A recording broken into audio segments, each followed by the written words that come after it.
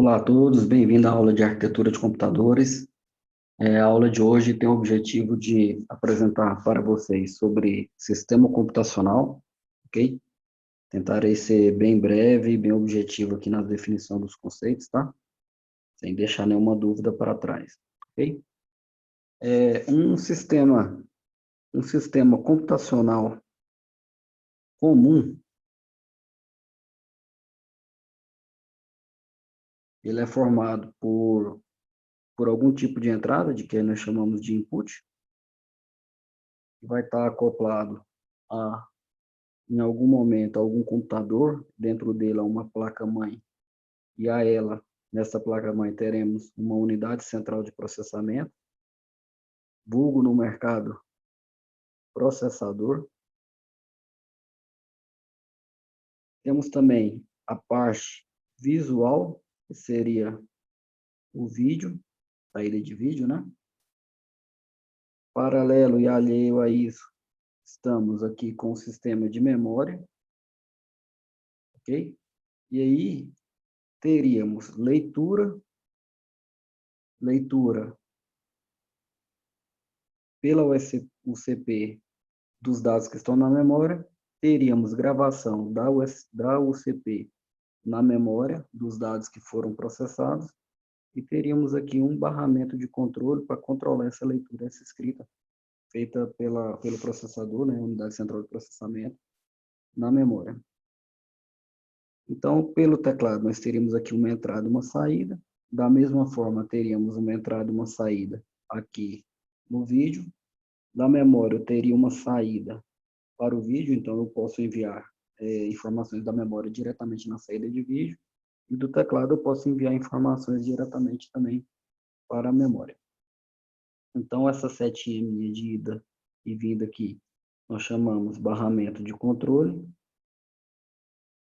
e chamamos essa setinha unidirecional aqui de caminho dos dados. Ok? Então, o tema nosso da aula de hoje vai se concentrar em cima dos conceitos da memória, essa base aqui.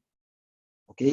Mais para frente teremos aula acerca também da unidade central de processamento. Vale ressaltar que o que nós chamamos no mercado aí de processador, na verdade, ele é apenas um dos itens que contemplam uma unidade central de processamento, que é essa que eu estou falando aqui, ok? Então, essa unidade central de processamento, dentro dela existem vários e vários dispositivos, hardwares, né, coisas físicas, né? Existe aqui uma memória chamada cache, existe aqui dentro uma unidade lógica aritmética, existe aqui dentro também barramento de dados, barramento de controle, clock, ok? Esses são alguns mecanismos que nós temos dentro da unidade central de processamento. E dentro dela existe a figura do processador. Então, pelo, pelo processador fazer a operação principal dentro da unidade central de processamento, né, essa UCP aqui, que é o que nós compramos aí no mercado, como processadores da AMD, processadores da Intel, mas também já temos Cyrix, temos Atom, temos vários outros aí, né? Então, no mercado, esses caras aqui ficou conhecido como apenas processador, ok? Então, isso aí é só para falar um pouco sobre essa unidade central de processamento. Vamos nos ater, então, a esse cara aqui, ó, unidade, né, da memória. Vamos trabalhar sobre esse sentido aí, ok? Beleza, então, falando um pouco aqui sobre o sistema de memória. O subsistema de memória, ele tem a sua principal função de armazenar informações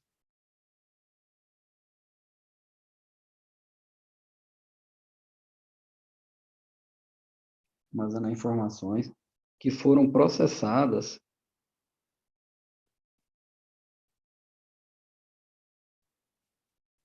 pelo sistema. Entenda sistema aqui, né, no nosso caso, é um CP. Ok? Então, ele funciona dentro do sistema computacional como se fosse um depósito, né? Um depósito aqui, ó. Um depósito de informação. Ok? Que estará sendo armazenado aqui dentro de maneira binária. Ok? Então, o armazenamento dele é em codificação binária. Imaginamos que você tem um dado, você tem uma entrada aqui que é um dado, de maneira bem simples, passa pelo processador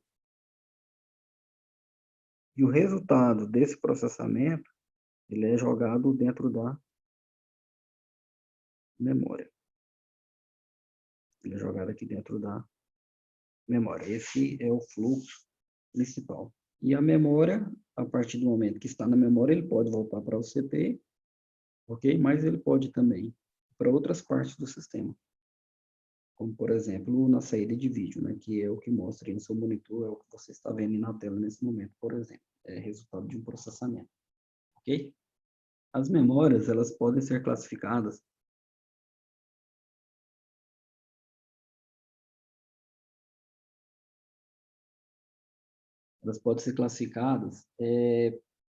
do ponto de vista de arquitetura de computadores, sobre 3 propósitos aqui, tá? O primeiro propósito dele aqui é sobre a sua capacidade de armazenamento,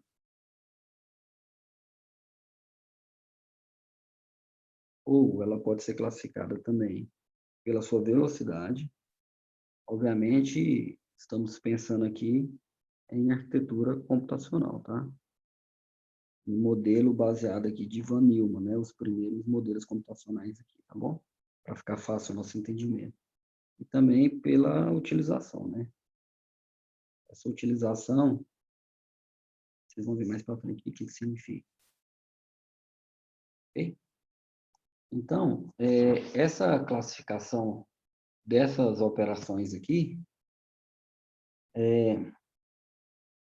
a capacidade de armazenamento, você vai perceber que, à medida que essa memória tem uma capacidade mais alta de armazenamento, ela tende a ser mais lenta, né? Então, está diretamente relacionada aí com a velocidade.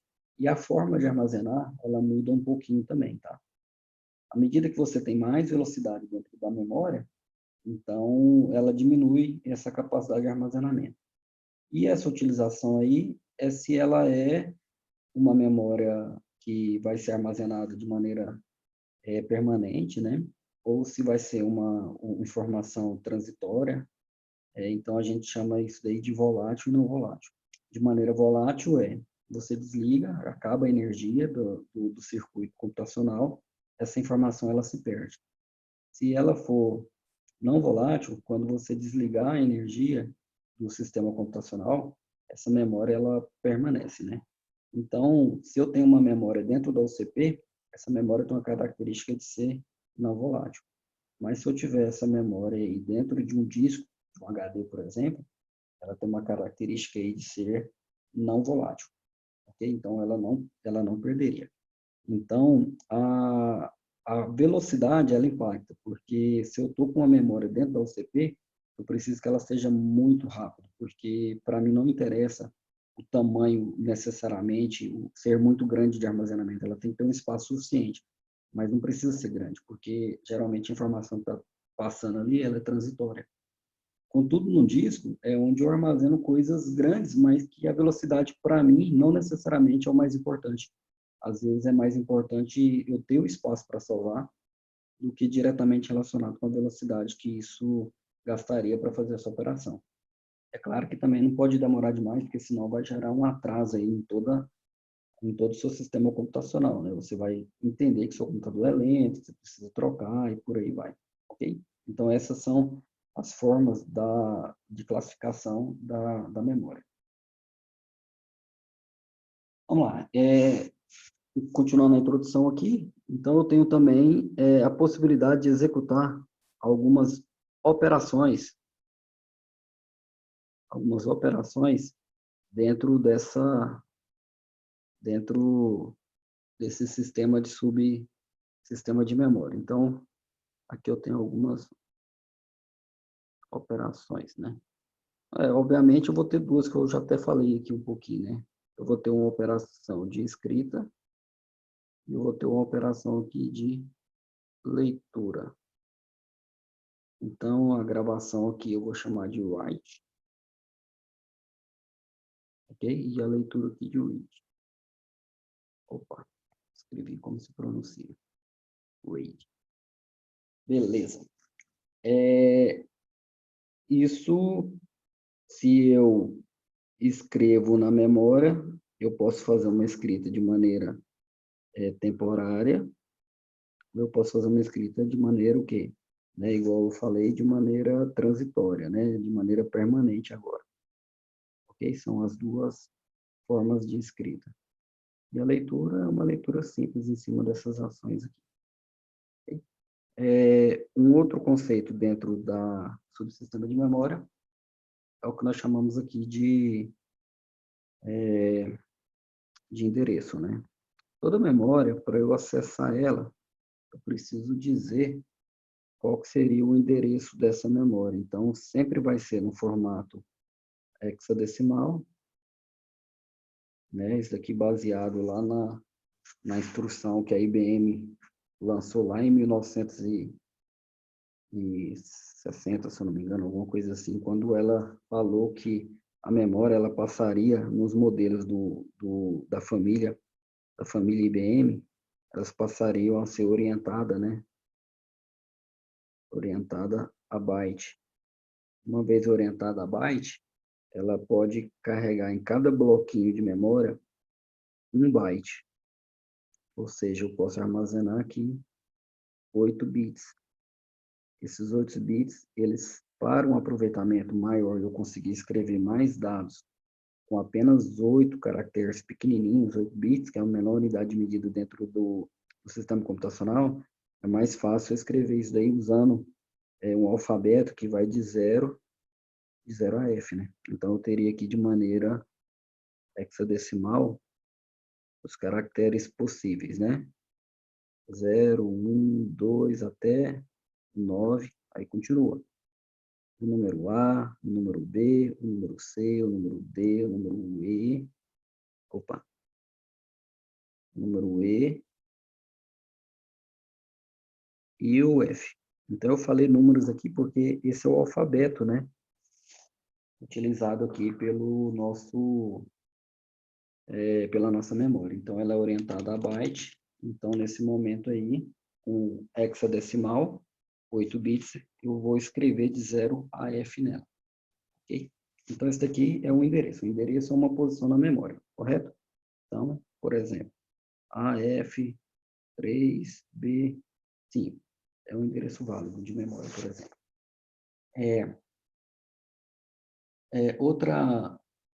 Outro conceito dentro de memória é o conceito de endereçamento. O endereço é um possível local na memória, né?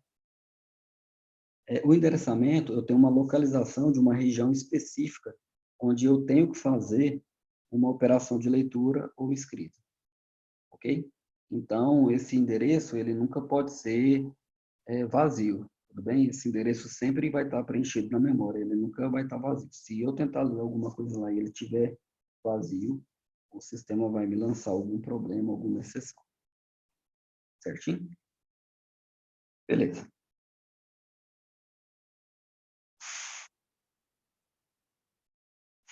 Então, eu tenho após esses conceitos aí, eu tenho uma hierarquia, da memória. Uma hierarquia da memória, eu posso desenhar ela seguindo uma pirâmide, uma base. Bem simples. Olha só que bacana.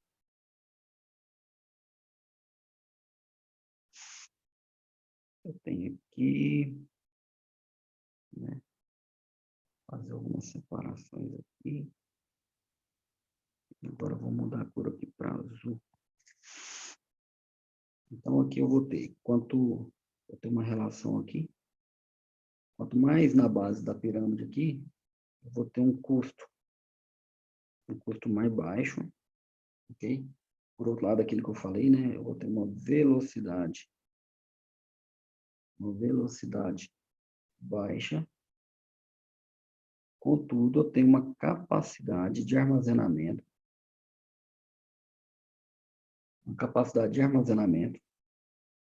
mais alta. Então, custo, velocidade, capacidade. No topo da minha pirâmide, eu vou ter um custo mais alto, uma velocidade também mais alta, ok? E eu vou ter um armazenamento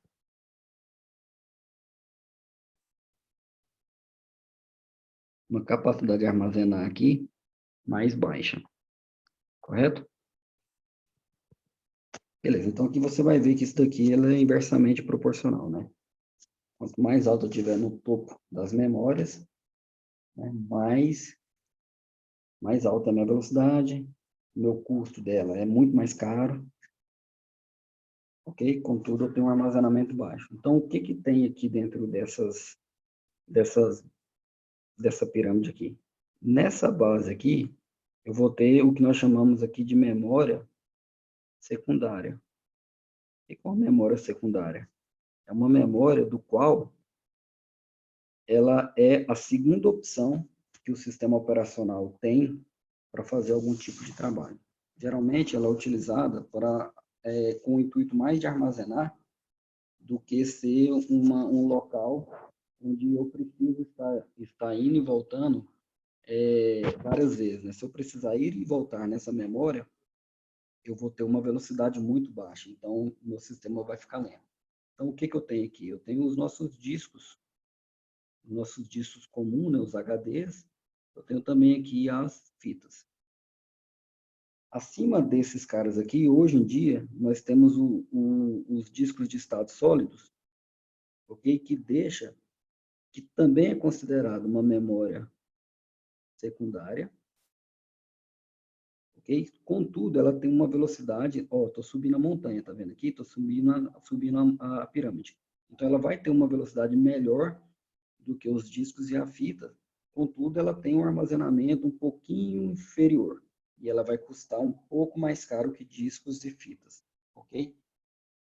Acima desses caras aqui, aí eu tenho uma lacuna grande aqui, ó, de processamento, de custo e etc, porque agora eu vou pular para um outro formato de memória, onde a velocidade dela vai ser muito mais alta, ok? O armazenamento dele vai diminuir significativamente e o custo vai ser alto. Então, observe que a essa memória aqui, eu vou dar o nome dela de memória principal. É aquela memória que a gente compra para o nosso computador, que vem com 8 GB de RAM, 4 GB de RAM, 16 GB de RAM, ok? Essa daqui é a memória principal. No celular é o que vem com 2 GB de RAM, 4 GB de RAM, 2,5 GB de RAM. E no celular, quando você fala que ele tem 32 GB, então eu estou falando de memória secundária, porque é uma capacidade de armazenamento. Então, quando eu falo 32 GB, me comparando com um dispositivo celular, dispositivo móvel, nesse caso, se eu falar 32 GB, eu estou falando da memória secundária. Se eu falar que meu celular tem, sei lá, 2,5 GB de RAM, então eu estou falando da memória principal, ok? Então, essa memória principal, ela é de acesso, de leitura escrito nela. Então, a partir da memória aqui, da memória principal, a leitura dela, nós chamamos ela de memória RAM, que é uma memória de leitura e armazenamento randômico, okay? De acesso aleatório, ok? Então, eu tenho aqui a memória principal. Acima dessa memória principal, eu tenho as memórias que são colocadas dentro dos processadores. Então, eu tenho aqui um nível aqui, em várias memórias conhecidas como memória cache que pode ter nos processadores e também pode estar presente em algumas memórias principais de alto desempenho, tá? Memórias registradas ou antigamente as memórias EDO, né? Essas memórias elas tinham a capacidade de ter um cache dentro delas. E no topo da minha cadeia aqui, da minha pirâmide, existem as memórias conhecidas como registradores. Essas memórias registradoras, elas têm um custo altíssimo, um armazenamento baixíssimo, e ela precisa ter uma velocidade de leitura e escrita muito, muito alta, entendeu? Então, para vocês entenderem essa base, vamos supor que eu tenho aqui um HD com armazenamento de 1 terabyte, ok? Do outro lado, eu tenho um registrador com armazenamento de 512 KB, ok? E eu tenho uma discrepância aqui de espaço de armazenamento. Aqui é uma velocidade baixíssima e comparado com a velocidade de um registrador, ok? E vocês também vão perceber isso no preço, né? Então, pesquisando aqui na internet de maneira bem rápido, aqui o HD 1 terabyte, preço. Então, eu já vou colocar aqui nos valores. Eu tenho aqui um HD de 1 terabyte, sem contar frete, nem nada, né? Aqui apareceu para mim na casa dos 290, né? 289, apareceu um aqui de R$200. Esses R$200 são valores, né, que eu tenho um HD que ele, em vez de eu medir ele em tempo de acesso em nanosegundos, eu estou medindo ele em rotações por minutos. Então, eu tenho um disco principal, que dentro dele eu tenho uma pecinha aqui, que ele fica girando a 7.200 rotações por minuto. É muito lento. Aqui eu tenho memória de acesso que beira a casa de 1 nanosegundos, de 2 nanosegundos, entendeu? Esses registradores. Quando eu tenho aqui intermediariamente aqui, eu tenho a memória principal, ok? Eu vou ter memória principal aqui na casa de 8 GB de RAM, uma unidade apenas, ou 16 GB de RAM. Eu vou ter um tempo de acesso de 7, de 6 nanosegundos, ok? Então, comparando o preço, memória RAM de 8 GB, eu vou ter ela aqui na casa. É uma comparação leve, tá?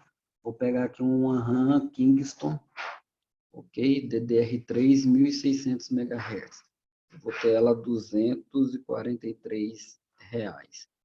Olha só, com R$200 eu estou comprando 1 tera de armazenamento. Com R$243 aqui, agora eu estou comprando 8 GB de processamento e de armazenamento de memória. Tudo é memória, ok? O que está diferenciando um do outro aqui é, né, o propósito delas, né? E o registrador, eu não consigo nem precificar quanto que custa o registrador. Para isso, eu tenho que comprar alguma coisa, algum dispositivo que faz o uso de registradores, como, por exemplo, uma UCP. Vamos pegar como base aqui uma UCP Intel. Vamos ver quanto que tem aqui. Vou fazer uma pesquisa básica no Core i7. No Core i7 aqui. Algo na casa de R$980. Ok? O processador. É claro que esse processador ele tem mais coisa, não é só o registrador. Mas o registrador que está lá dentro é um registrador pequenininho, em vários níveis, que chega a ridículos. Não é nem 512, tá? Eu estou mentindo para vocês, deve ser 8 KB, 16 KB, 512 aqui é a memória cache, porque é a cache que tem aqui dentro do processador, ok? E olha só a diferença de preço. Então, é isso que eu estou querendo dizer aqui, com a parte de hierarquia de memória, ok? Então, eu vou ter essas unidades de medida aqui. Então, uma unidade de medida que eu acabei de falar para vocês aí, é o tempo de acesso. Esse tempo de acesso, ele é medido ele é medido em nanosegundos. Em alguns casos, micro, milésimos de segundo, né? Ok? Então, o que é esse tempo de acesso? É o tempo que eu gasto. Aqui, vamos supor que eu tenho uma placa-mãe. Vou desenhar melhor aqui. Aqui, vamos supor que eu tenho aqui uma placa. Então, aqui eu vou ter alguns slots de memória aqui em cima. Aqui eu vou ter o chipset SU. Aqui eu vou ter a UCP, que no caso é meu processador Intel ou então AMD, né? Aqui eu vou ter alguns slots. Okay? E aqui eu tenho uma saída de vídeo, uma saída de rede, uma saída do USB, ok? Aqui eu tenho a fonte de alimentação de energia, certo? O tempo de acesso é o quê? É o tempo que eu gasto mínimo entre dois acessos consecutivos na memória. O tempo que eu gasto para sair da UCP, ok? E caminhar com a informação até ela ser gravada aqui na memória. Esse caso aqui é a memória. Então, o tempo que eu gasto para sair de um lado, para ir para o outro, passando pelos barramentos da placa-mãe, eu chamo esse cara aqui de tempo de acesso.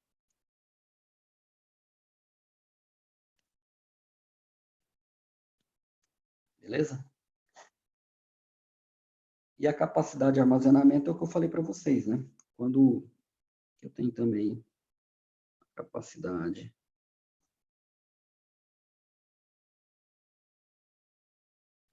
de armazenamento.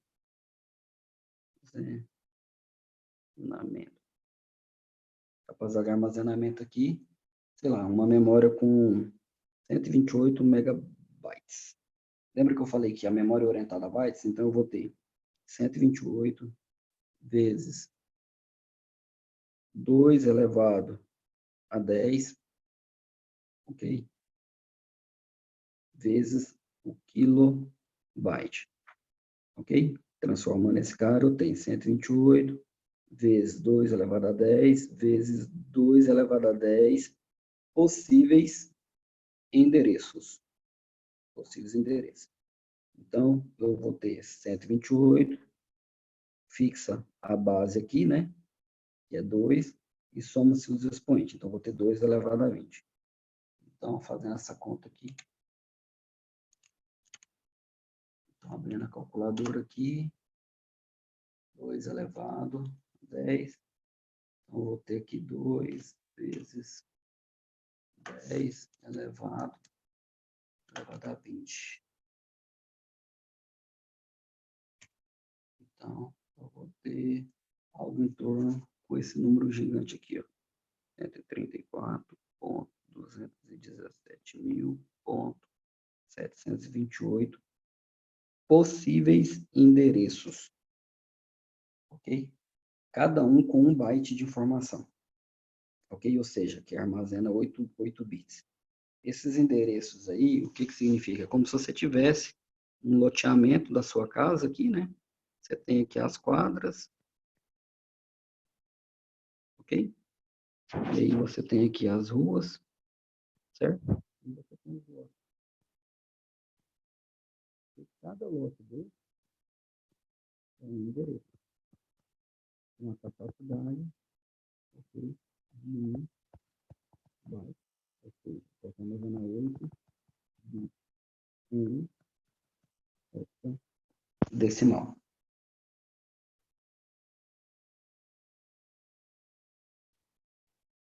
Ok?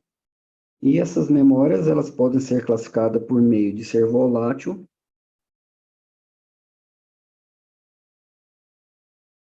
volatilidade. Ou ela é volátil ou ela não é volátil.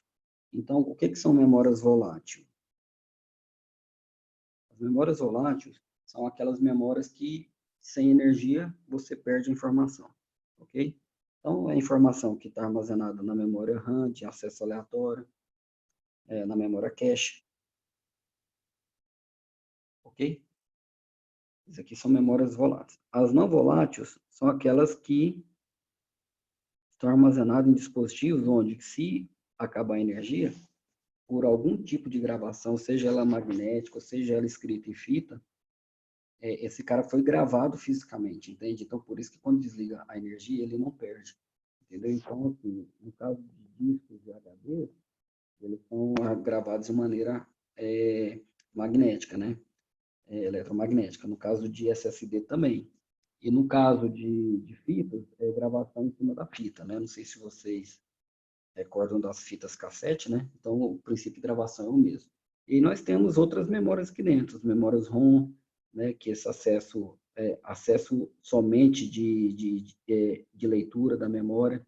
Então, são aquelas memórias que a gente gravava informações inteirinho de como uma impressora iria funcionar. Então, você tinha que gravar a ROM dela, né? EPROM, eu lembro também dessas memórias, memória flash. Então, essas memórias que já vêm pré-gravadas em alguns dispositivos, né? Hoje eles chamam esse pré-gravamento, esse software, que é gravado dentro dessas memórias ROM, EPROM e flash, eles chamam como firmware, né? Então, esses firmware são softwares gravados em cima de memórias não voláteis de extrema velocidade, que são as ROM, as EPROM, ok? E as memórias flash. Então, quando você pega aí um exemplo de um modem ADSL que a Oi ou qualquer outra operadora te vende, te instala na sua casa, quando você liga ele a primeira vez, e você consegue já ligar ele, e ele vai estar gravado uma informação básica, e aí você já entra naquela tela de wizard, não é isso? De wizard dele. Então, como que dentro daquele dispositivo tem alguma informação? Porque está gravado nesse tipo de memória. Outro exemplo é os dispositivos de IoT, né? Então, sei lá, uma plaquinha Node MCU, ou uma placa Arduino, ok? Elas já têm Arduino. Elas já têm a possibilidade de você gravar na memória flash deles. Então, é uma memória, entendeu? É um dispositivo de memória. Okay? Um dispositivo de armazenamento, neste caso, e não volátil. Então, todo computador, hoje em dia, tem que ter alguma coisinha nesse sentido aí, né? Senão, ele não consegue nem ligar, né? A própria placa-mãe do computador, ela já vem gravado já um software, né? Que nós chamamos de Basic Input Output System, comumente chamado como BIOS, que ele já carrega ali coisas básicas sobre endereços, endereçamentos, interrupções, IRQ da placa-mãe. Isso aqui nós vamos entrar nesse assunto um pouquinho mais para frente. E aí ela ajuda a identificar qual o processador, qual a CPU que está instalada, quantos de memória está instalada, quais os caminhos físicos para acesso aos discos de memória secundária, ok? E aí ele diz qual a inicialização do sistema. Eu vou ler primeiro no disco na posição 0. E lá eu tento carregar o sistema de inicialização dele para poder realizar a operação de inicialização, que nós chamamos de boot, ok? Então seria esse sentido aqui, ok? Então, pessoal, por hoje é só. Qualquer dúvida, deixa aí nos comentários, tá bom? Clica aí em like aí no meu canal, clica também para seguir. Obrigado a todos pela atenção. Até mais.